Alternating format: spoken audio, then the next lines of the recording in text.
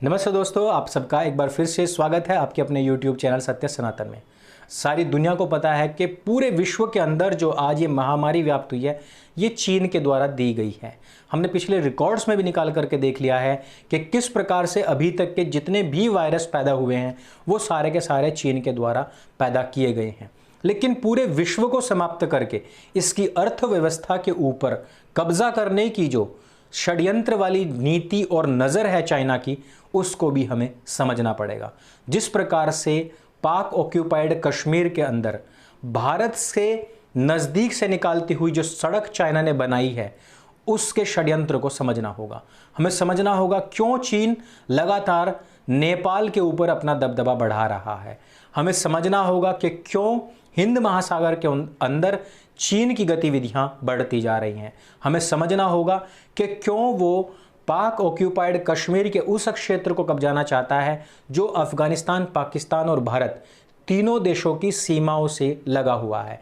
हमें समझना होगा कि वो अरुणाचल प्रदेश में इस कदर क्यों हावी है कि वहाँ की वो सीमाओं को अपने कब्जे में लेना चाहता है।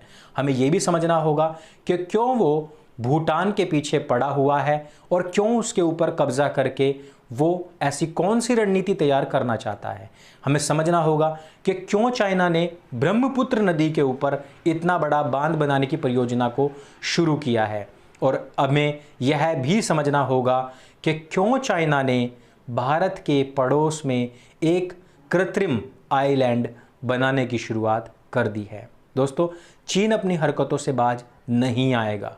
ये एक ऐसे कुत्ते की पूंछ है जिसको आप सदियों तक भी अगर पाइप में रखेंगे तो भी ये सीधी नहीं होगी। पहले उसकी वजह से पूरी दुनिया में कोरोना वायरस फैला। जब उसके यहाँ स्थितियाँ सुधरी तो उसने पूरी दुनिया को परेशान करना शुरू कर दिया।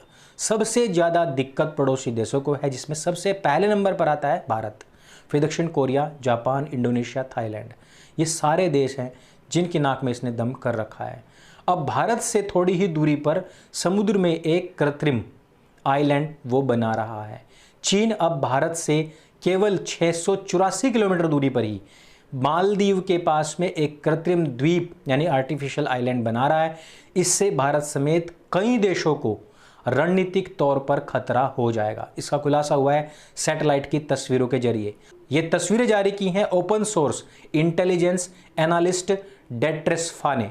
दुनिया भर में हथियारों की खरीद बिक्री पर नज़र रखने वाली इंटरनेशनल एजेंसी CIPRI के परमाणु सूचना कार्यक्रम में डायरेक्टर हैंस क्रिस्टेसन ने ट्वीट करते हुए बताया है कि मालदीव के फेदुफिनहोलु द्वीप को मालदीव की सरकार ने चीन को $4 मिलियन यानी कि 30.33 करोड़ रुपए में लीज पर दिया है।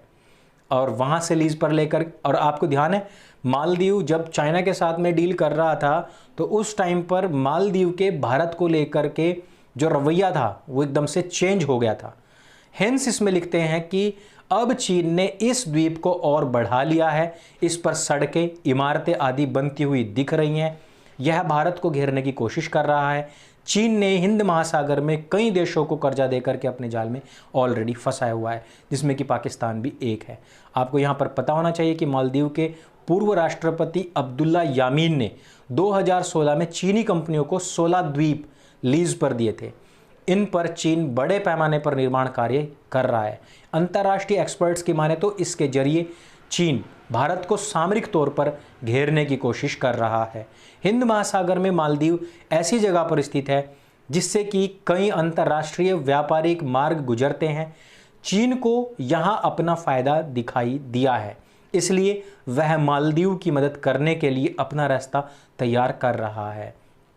चीन मालदीव के जरिए भारत पर निगरानी करेगा और अब मालदीव से भारत पहुंचने पर चीन के फाइटर जेट्स को 20 से 25 मिनट ही लगेंगे। अब्दुल्ला यामीन के कार्यकाल के दौरान भारत और मालदीव के बीच में तनाव बढ़ गया था। वहां पर हालात ऐसे हो गए थे कि प्रधानमंत्री नरेंद्र मोदी ने ही अपनी मालदीव यात्रा ही रद्द कर दी थी। और ऐसे समय में भारत के लिए खतरा और ज़्यादा बढ़ जाता है। और ऐसी स्थिति में जहां पर भारत आए दिन कोई ना कोई रक्षा सौदा करता रहता है। ऐसे समय में हमें यह भी समझना पड़ेगा कि चाइना भारत को घेरने की, और वो भी हर मोर्चे पर चारों तरफ से घेरने की कोशिश क्यों कर रहा है। हमें यह भी समझना होगा कि हम अंतर्राष्ट्रीय मोर्चे पर जिस प्रकार से घिरे हुए हैं, उससे भी ज़्यादा ज़बरदस्त तरीके से हमको अंदर से भी कुछ लोगों ने जकड़ लिया है। और वो लोग जो अक्सर कर चाइना के राजदूतों से, वहाँ के मंत्रियों से, वहाँ के जो रक्षा सलाहकार हैं उनसे चोरी चोरी छिपे छिपे कौन मिलने के लिए जाता है। कौन सी वो विपक्षी पार्टियों के अध्यक्ष रहे हैं जिन्होंने चाइना के साथ में हाथ मिला करके रखा हुआ है। ऐसी स्थिति में ये लोग वो लोग हैं जो भारत की राजनीति में तो बैठे हुए हैं, लेकिन किसी भी कीमत पर ये यहाँ की सरकार को अस्थिर कर, चाहे इसमें लाखों करोड़ों भारतीयों की जान ही क्यों ना चली जाए, लेकिन उनको भी हाशिए पर डाल करके सिर्फ और सिर्फ सरकार की छवि को गंदा करके इसको गिराना चाहते हैं। मित्रों, ये कोई रातों रात नहीं हो गया है।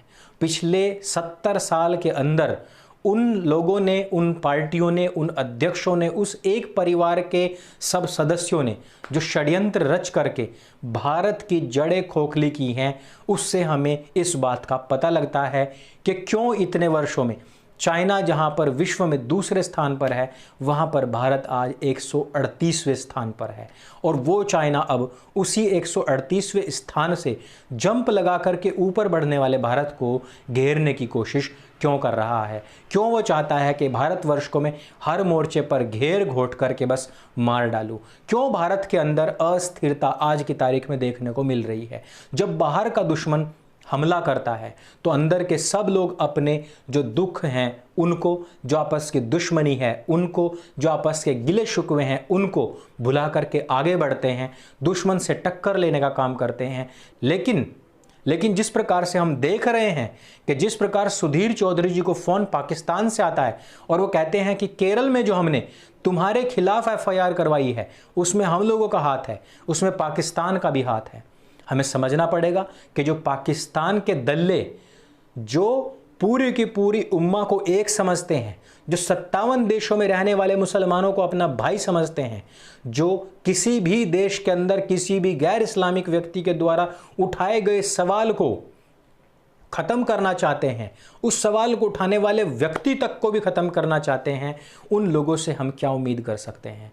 एक तरफ चाइना पाकिस्तान को पैसा दे रहा है, वही पाकिस्तान भारत में बैठे हुए कुछ दलालों को पैसा दे करके यहाँ पर एफआईआर करवा रहा है।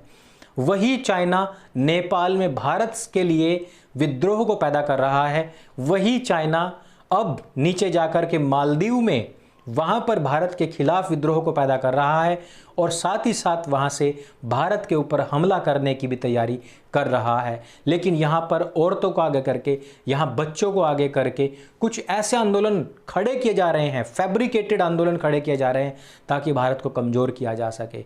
इन आंदोलनों में भी पाकिस्तान का हाथ बहुत स्पष्ट तौर पर हमने पिछले दिनों आप लोगों के सामने स्पष्ट किया था, बताया था। हमने बताया था किस प्रकार से वो लोग जो कश्मीर के रास्ते भारत में घुसे, वो लोग जो पाकिस्तान के साथ में संबंध रखते हैं, वो लोग दिल्ली में आकर के बैठे और जो कश्मीर के अंदर पत्थरबाजी, जो कश्मीर के अंदर आगजनी, जो कश्मीर के अंदर काफिरों के ऊपर हमला, जो कश्मीर के अंदर भारत तोड़ो के आंदोलन के जितने भी नारेबाजी थी, वो लोग जो वहाँ पर आज़ादी आज़ादी के नारे लगाते थे, वो सब के सब नारे यहाँ दिल्ली में लगवाए गए। वो सारे के सारे पाकिस्तान के द्वारा प्रायोजित थे। लेकिन पाकिस्तान की इतनी हिम्मत, इतनी औकात, इतनी हैसियत नहीं है दोस्तों कि वो फंड कर सके भारत में लोगों को। इसके पीछे चाइना का हाथ है। चाइना का हाथ पाकिस्तान के सिर पर है और पाकिस्तान का हाथ भारत में बैठे हुए कठमुल्लों के सिर के ऊपर है। और उन कठमुल्लों ने वाकई में सरकार को घुटनों पर ला करके आज की तारीख में खड़ा किया हुआ है। हमने देखा नरेंद्र मोदी जी एक बार फिर से आते हैं, लेकिन इस भयावह स्थिति में देश को पहुंचाने वाले लोगों के खिलाफ एक शब्द भी नहीं बोलते हैं। ये होता है दबाव जो कि हिंदू पैदा नहीं कर सकता है।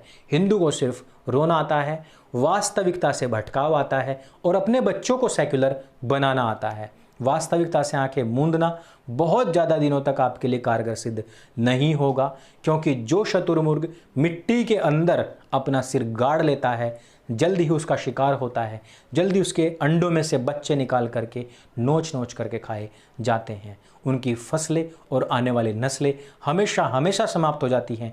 जो इतिहास से कुछ सीखते नहीं हैं वो अक्सर इतिहास बन जाते हैं। इस पूरे के पूरे प्रपंच को, इस पूरे के पूरे जाल और जंजाल को हमें समझना होगा। समय रहते समझते हुए हमें अपने देश की जो राष्ट्रवादी ताकतें हैं उनके हाथ मजबूत करने होंगे, और ना केवल मजबूत करने होंगे बल्कि जहां जहां पर उन्होंने अपनी शुतुरमुर्ग वाली गर्दन मिट्टी के अंदर धसाई हुई है, हमने इन लोगों को धमाका करके जगाना भी पड़ेगा कि अगर आपने ये कार्य नहीं किया तो ना केवल आपकी सरकारें जाएंगी, इवन आप लोग भी हमेशा के लिए चले जाएंगे। सनातन के पास में विकल्पों की कोई कमी नहीं है, लेकिन अगर कमी है तो सिर्फ और सिर्फ जीवटता की। अपने मूल धर्म में वापस लौटिए। सनातन ही केवल एक सनातन धर्म है। इसको स्थापित करने के लिए आप लोगों का जागना, जागरूक होना बहुत ज़्यादा जरूरी है, और उसी के लिए सत्य सनातन का यह गिलहरी प्रयास आप लोगों के लिए है। अगर ये वीडियो जानकारी से भरपूर लगे, आपके दिल को छुए, तो इसको सबके साथ में शेयर अवश्य कीजिए। इस वीडियो में सिर्फ इतना ही। जानकारी से भरपूर अन्य वीडियो देखते रहने के लिए इस चैनल के साथ जुड़े रहें। मेरे संग बोलिए सत्य सनातन वैदिक धर्म की जय। जय हिंद, वंदे मातरम।